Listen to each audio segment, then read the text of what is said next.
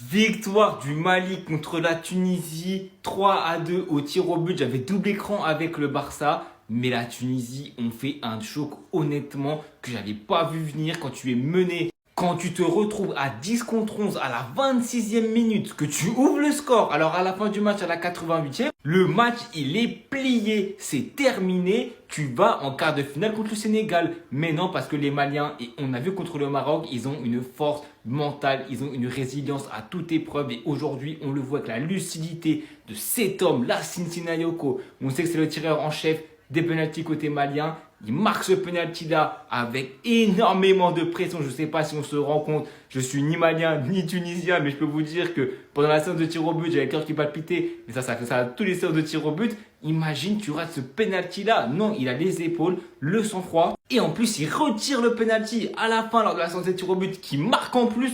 Franchement, c'est extraordinaire. Avec un troisième but de cette CAN pour lui, honnêtement, le Mali file en quart de finale contre le Sénégal au terme d'un match qui, comme je l'ai dit, ça a été pour Froid le premier frappe cadré. Tunisien, ça doit être 78e même du match, honnêtement, ça a été d'une faiblesse, ça a été d'une pauvreté. Et quand tu vois que ça part en prolongation après, j'ai failli dormir 2-3 fois. Un match haché avec beaucoup de fautes. Les Maliens, ils ont fait le match qu'ils devaient faire. La Tunisie, en supériorité numérique, n'a pas été si dangereuse que ça. Et honnêtement, ils vont sortir avec des regrets d'avoir passé quasiment quoi 1 heure et demie en contrôlant les prolongations à 10 contre 11, en ayant marqué en premier, en n'arrivant pas à se créer des situations et en plus en choquant les pénaltys avec un tireur comme Bissouma qui a raté sa frappe d'une manière assez extraordinaire. Il les a envoyés dans le ciel. Honnêtement, que ce soit les buts sur les pénaltys et les ratés, cette sorte de penalty a été tellement pauvre techniquement. À part le premier tireur tunisien qui l'a mis plein lucarne. La frappe de Sinayoko et le but à la fin de El Bilal Touré avec la pression, les tireurs, ils ont été d'une pauvreté. Bon, au final, on oubliera cette sorte de penalty. Les Maliens qui en plus sont dans la partie du tableau la plus compliquée pour moi, même si de l'autre côté, ça fait forcément pas rêver non plus. Mais c'est clair que le Sénégal en quart, ça sera très compliqué, sachant que je le rappelle,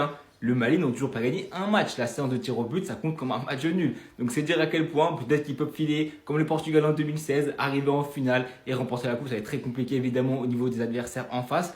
Mais le football et la CAN nous réservent toujours des surprises extraordinaires. Et ça, c'est clairement un match à 10 contre 11 où tu souffres et tu t'en sors au penalty qui fédère un groupe et qui peut te mener jusqu'à la fin. Mais le Mali, c'est la Côte d'Ivoire de la dernière CAN ou quoi? Ils vont toujours passer en fait. Même ils se sabotent eux-mêmes, ils prennent un carton rouge très tôt dans le match. Qui a, qu'on se le dise, littéralement détruit leur plan de jeu à la base. Réduit en infériorité numérique. Même ils prennent un but à la dernière minute. Devinez qui refait surface sur penalty. À la 90 plus 6. Les mecs sont passés en huitième de finale avec 3 matchs nuls. 2 buts inscrits dont un penalty. Ils repassent en quart. Encore un penalty de Sinayoko et il termine en séance. Les gars, je connais déjà ce scénario. Et je commence de plus en plus à croire le joueur malien qui avait dit rendez-vous en finale. Maintenant la Tunisie, vous abusez de ouf. Là, on va pas se mentir, que n'importe quelle autre équipe des huitièmes qualifiés actuellement, contre un Mali en infériorité numérique autant de temps, ça passerait 1000 fois. Et même vous marquez à la fin, tu te dis ça y est, le travail est fait à la fin, vous prenez un penalty à la dernière minute. Totalement déboussolé par la sortie de Medjbri qui était tellement important dans cette rencontre, peut-être le point le plus positif de la Tunisie. Mais au final décevant.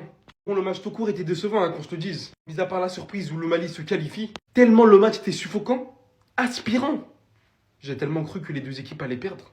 C'est l'heure du retour à la maison de la Tunisie. Bravo au Mali pour la qualification que personne n'attendait. Surtout pas durant le match. Franchement, chapeau. Côté tunisien, la défaite, elle est en grande partie pour Trabelsi. Moi, je suis désolé, on avait de gros espoirs pour cette équipe lorsqu'on a vu le match contre l'Ouganda à la première journée. Depuis, c'est déception sur déception.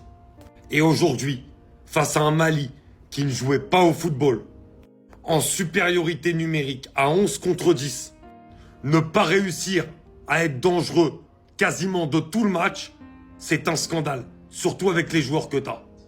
Et aujourd'hui, t'es à 0-0 à 10 minutes de la fin. Tu te dis que tu vas peut-être jouer une prolongation. Au final, il y a eu le 1 partout, bon, tu joues quand même la prolongation. Tu sors Hannibal Mejbri, le seul joueur du match qui avait décidé de jouer au football. Et au final, je suis désolé, mais je vois pas comment la Tunisie veut aller au mondial avec un sélectionneur comme ça. Parce qu'avec le talent qu'il y a sur le terrain, la solidité défensive qu'il y a, comment cette Tunisie peut se montrer aussi peu offensive et autant inoffensive face à un Mali qui refuse le jeu et qui en plus joue à 10 contre 11. C'est un scandale. Pour moi, la défaite, elle est en grande partie pour Trabelsi. En espérant que ça fasse bouger la fédération tunisienne avant la Coupe du Monde. Parce que c'est un scandale que la Tunisie, en supériorité numérique, sorte de cette manière-là de cette compétition. C'est choquant. C'est choquant ce qui s'est passé ce soir entre le Mali et la Tunisie. Je ne savais pas qu'on pouvait recruter quand on était en sélection le Mali qui ont fait un prêt pour avoir Emiliano Martinez. C'est choquant, cette séance de tir au but, ce match, ce scénario. Mais merci la CAN, c'est tout ce qu'on a à dire. Le Mali réduit très rapidement à 10, avec un carton rouge sur une faute qui aurait envoyé chacun d'entre nous à l'hôpital. Voilà, là c'est carton rouge, mais s'il y avait d'autres couleurs de carton, il aurait pris plus. Voilà, s'il y avait écarlate, il aurait pris carton écarlate, etc. La Tunisie à 11 contre 10 tout le match, n'arrive pas à prendre l'ascendant. Arrive à la 89e minute et ouvre le score. On se dit c'est fini. 11 contre 10, ils viennent d'ouvrir le score. Ils vont aller arracher cette qualification. C'est terrible pour le Mali. C'était sans compter un pénalty obtenu à 20 secondes de la fin, transformé par le Mali. On va en prolongation. En prolongation, personne n'arrive à prendre le dessus sur l'autre, et c'est là qu'Emiliano Martinez rentre en jeu. Gardien du Mali, il a dégoûté les Tunisiens, la séance de tir au but remportée par le Mali, parce que c'est une dinguerie la performance qui a été pondue. Bravo aux Maliens, qui ont réussi à se qualifier, alors qu'ils n'y croyaient, je pense, absolument pas. De une, à cause du rouge, et de deux, encore moins à partir de l'ouverture du score tunisienne. Là, on va assister à un gros match. Là, on va assister à Sénégal-Mali. On sait très bien que les Maliens ne partent pas favoris. Évidemment, le Sénégal part favori, mais ça va être un très très gros match. Et pour la Tunisie, c'est terrible. C'est terrible. À 11 contre 10, on se dit que ça va le faire. Évidemment, ça va passer en quart de finale. Et au final, il y a cette égalisation, il y a cette séance de tir au but. Donc, mais bon, j'ai envie de vous dire, c'est les scénarios de CAN. La CAN, en fait, tout peut se passer. Et encore une fois, c'est une dinguerie. Il y a 0-0 jusqu'à la 89e. On finit en 1-1 séance de tir au but, alors qu'il y a une équipe qui a 10 contre 11 depuis la première mi-temps. On peut juste s'asseoir, applaudir et dire merci la CAN, c'est tout. Ça, c'est l'histoire de la Tunisie. La Tunisie, ils ont commencé en pétard. Et ensuite, le niveau, il a fait que descendre, que descendre, que descendre. Comment vous avez fait, les Tunisiens? Comment c'est possible? Wallah que j'y crois pas.